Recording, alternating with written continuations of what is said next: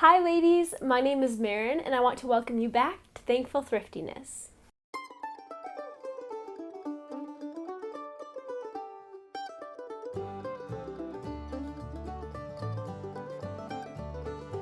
So I think that Verner's is a purely Michigan thing, but I don't know if ginger ale is. I'm pretty sure you can get that all across the United States.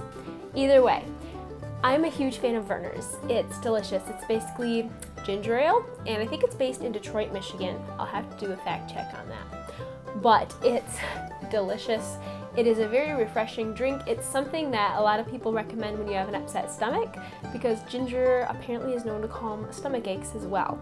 However, I don't like purchasing pop unless I absolutely have to, and we don't drink it a ton around my house. It's not healthy, and it can be really bad for your teeth as well. And paying extra dentist bills isn't fun. So to make ginger ale, generally you have to make something called a ginger bug, which is not what it sounds like. It's basically like a fermented kickstart, if that makes sense. Ginger ale is fermented to an extent. It's not like alcoholic or anything, but there is fermentation involved to make that carbonation if you're making it from home. So I heard it was possible to make your own ginger ale. I didn't quite believe it, but I hunted down a recipe on Pinterest and I have been making it for probably about 2, maybe 3 months now. And I've adapted the recipe to work for me a little bit more. So the recipe I'm going to share with you today does not involve a ginger bug, although I would like to learn how to do that, and I will be sure to share it with you if I do. It takes about 24 to 48 hours to complete, so make sure that you make it ahead of time if you need it for an occasion, because it's not ready instantly. You probably spend about half an hour at most actually hands-on working with it. So let's get right into it. So to make your ginger ale, you're going to start by grating about 2 inches of ginger.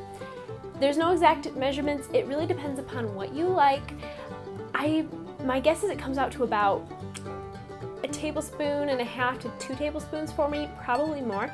I like it very gingery, less sweet, but it's really up to your preference. A lot of the ingredients in this recipe are flexible. I will let you know if they're not. So grate your ginger and put it into a saucepan.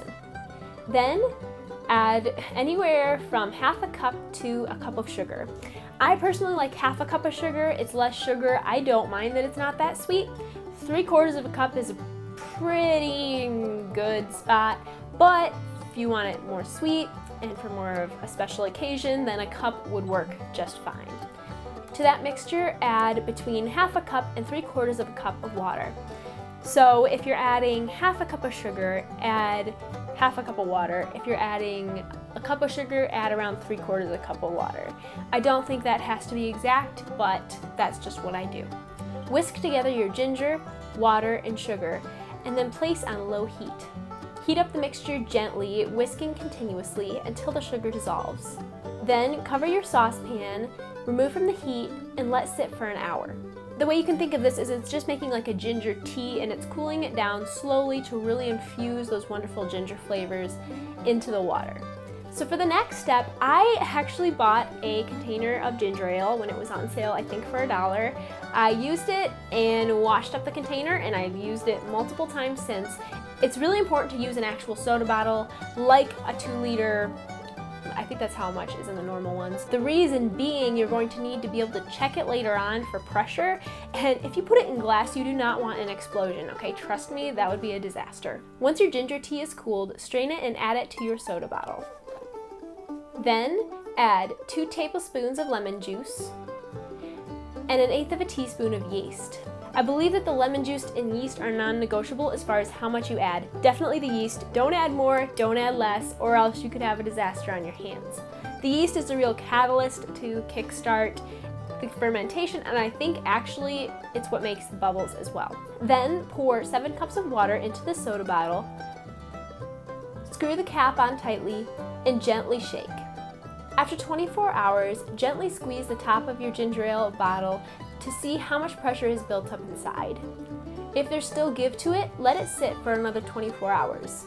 If not, then your ginger ale is ready to be enjoyed. Be super careful the first time you open this up. I wish I could have filmed it. When I made it with honey, I unscrewed the lid too quickly and kabam, ginger ale went everywhere. So I recommend opening it over a sink the first time, very carefully, very slowly. And that's it, your ginger ale is ready to be enjoyed. You can store your ginger ale in the refrigerator for up to 2 weeks.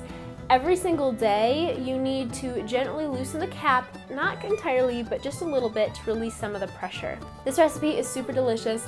If you enjoy ginger ale, or if you've never tried it, maybe try this before buying some from the store. Just see if you like it. It's super inexpensive to make as well, and much healthier than the store-bought version because you can control how much sugar you put in. A lot of the sugar is used up in the fermentation process as well, so that gives me a little extra peace of mind.